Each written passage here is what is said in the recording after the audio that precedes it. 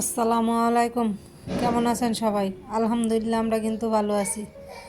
কাছে দূরে দেশ বিদেশে যে যেখান থেকে আমার ভিডিওটি দেখছেন বা শুনছেন, আশা করি আল্লাহর রহমতে সবাই ভালো আছেন।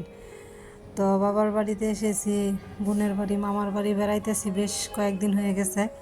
যাবার সময় মনে হয় কাছে আইতেছে, তো আজকে একটু ঘুরতে বের হইলাম সবার সাথে। তো এই যে এই পানিতে কিন্তু সুন্দর কিছু শাপলা ফুটে আছে, আর এই যে দিক দিয়ে আছে সরিষা ক্ষেত। তো যারা আমার ভিডিওটি দেখতেছেন, প্লিজ লাইক দিয়ে ভিডিওটি কন্টিনিউ করবেন। চ্যানেলটি সাবস্ক্রাইব করে নোটিফিকেশন অন করে রাখবেন, যাতে ভিডিও ছাড়ার সাথে সাথে আপনাদের কাছে পৌঁছে যায়। মূল্যবান সময় বের করে দেখে নিতে পারেন। যদি ভিডিওটি খুব বেশি ভালো লেগে থাকে, চাইলে ফ্যামিলি বা ফ্রেন্ড সার্কেলের সাথে কিন্তু শেয়ার করতে পারেন। তো আপনাদেরকে আজকে দেখাবো ইটের বাটা ঘুরে। তো চলেন যাই। তো এই যে দিক দিয়ে দেখতেছেন, এগুলো কিন্তু ইটের বাটার একটু সামনে, ওইখান থেকে ইট আইনে এদিকে যে ইটের সুর কী করে যায় বা ইট ভাঙায় রাখে ওইগুলান। তো এই রাস্তা ধরে কিন্তু আমরা সামনের দিকে যাইতেছি, অনেকজনই আছি, গো বাড়ির সবাই আছি আর কি। তো এই যে রাস্তাটা দেখতেছেন, আগে কিন্তু এই রাস্তাটা না ছিল না। আর এই যে সামনে যে কচুরি ফানাগুলো বা কচুরিগুলো দেখতেছেন, এদিক দিয়ে কিন্তু আর কি একটা নদীর মতো আসছে, ছোটোখাটো আর কি। তো এটার আমরা ছোট নদী বলতাম বা ছোট গাং বলতাম। তো ছোটোকালে অনেক কিন্তু যে এদিক দিয়ে কিন্তু অনেক আশা ঘোরাফেরা হইতো ছোটোকালে, সমবয়সী ছেলে মেয়েদের সাথে আসতাম, কিন্তু অনেক বছর পর মনে হইতেছে যে এদিকে আসলাম। আর এই যে এদিক দিয়ে ইটগুলো দেখতেছেন, এগুলো কিন্তু কাঁচা ইট আর কি বানায় রাখছে মাত্র। তো এগুলা কিন্তু একটু দললে বা হাত থেকে পড়লে ভাঙে যাব। তো এগুলা পড়ার পর কিন্তু যে শক্ত হইব। তো আমরা তো যেহেতু বিকালে গেছি, সেই জন্য বানানোটা দেখাতে পারি নাই। যদি সকালে যাইতাম তবে বানানোটা দেখাতে পারতাম। সকাল থেকে আর কি দুপুর 1-2টা পর্যন্ত বেশি বানানো হয়, পরে বন্ধ থাকে, পরে ওই যে ওই দিক দিয়ে ইট পরে আর কি।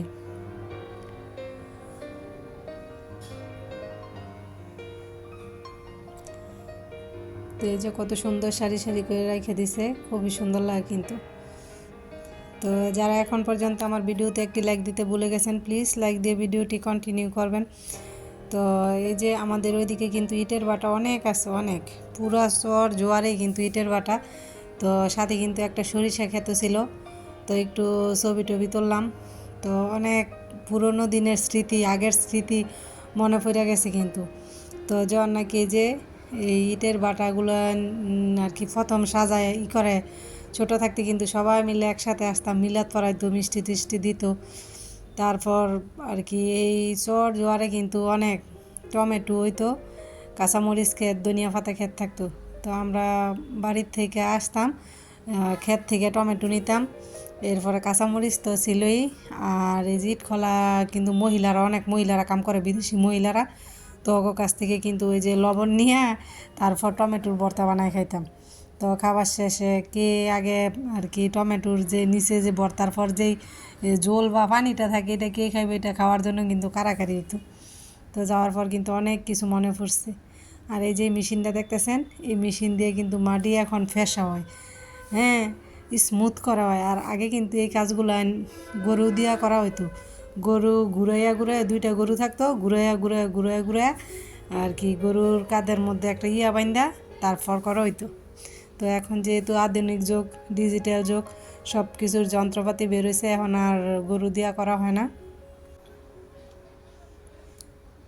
আর এই যে দিক দিয়া কয়লা, এই কয়লা দিয়েই কিন্তু ইয়া আর কি ইট পোড়ানো হয়। তো লাকড়িও কিন্তু লাগতো আগে, কিন্তু মোটা মোটা এই যে খড়ির যে ডুম থাকে, ডুম খড়ির আর কি হিসেবে আস্ত গাছ কয়েকটা টুকরা করে আর কি দিয়ে দিত এটার ভিতরে। তো এদিক দিয়ে কিন্তু আমরা কাঠের একটা সিঁড়ি বাই উপরে উঠতাছি।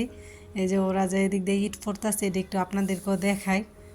তো আমার কিন্তু এই জায়গায় যাইতে খুব ভয় লাগে, যে কোন জায়গায় পাও দিলে না জানি আমি ভিতরে ঢুকে যাই, ফইরা যাই, এরকম। তো ওনারা বলতেছে যা আসেন, সমস্যা নেই।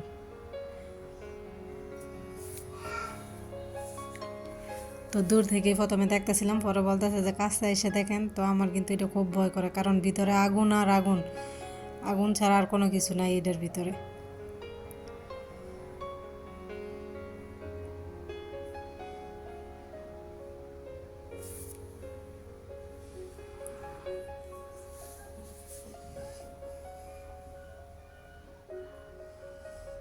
এই যে ধোঁয়া কিন্তু বের হইতেছে। তো এই ধোঁয়া কিন্তু গাছপালার জন্য আবার ক্ষতিকর আছে। তো আগে এটার কিন্তু বোম্বা বলে, ঠিক আছে? এই বোম্বা যদি আগে কিন্তু আরও নিচ নিচ ছিল, এই তখন কিন্তু আরও বেশি ক্ষতি হতো। এখন কিন্তু অনেক উঁচু, তো এটা অনেক উপরে উঠতে যায়।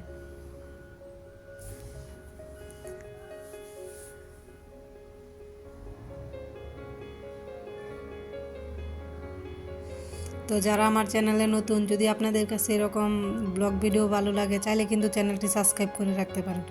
আর যারা এই কাজটি করে নিয়েছেন তাদেরকে অসংখ্য ধন্যবাদ।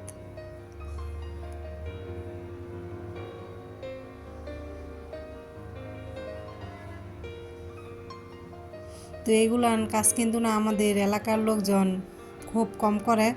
এগুলো কিন্তু খুব দূর ফারাকের মানুষ আর কি আশা কাজ করে। দূর ফারাক বলতে যেমন ময়মনসিংহ আছে, মানিকগঞ্জ আর কি, অনেক দূরে দূরের মানুষ এই জায়গায় কাজ করে। আমগো এলাকার লোকজন খুব কম আছে এইসব কাজের মধ্যে আর কি।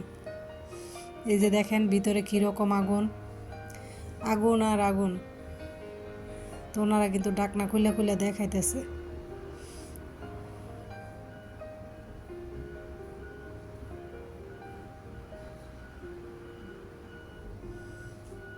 তো আমি কিন্তু কাছে যাইতে ভয় পেতেছিলাম, তাই দূরে দেখি একটু ভিডিও করলাম।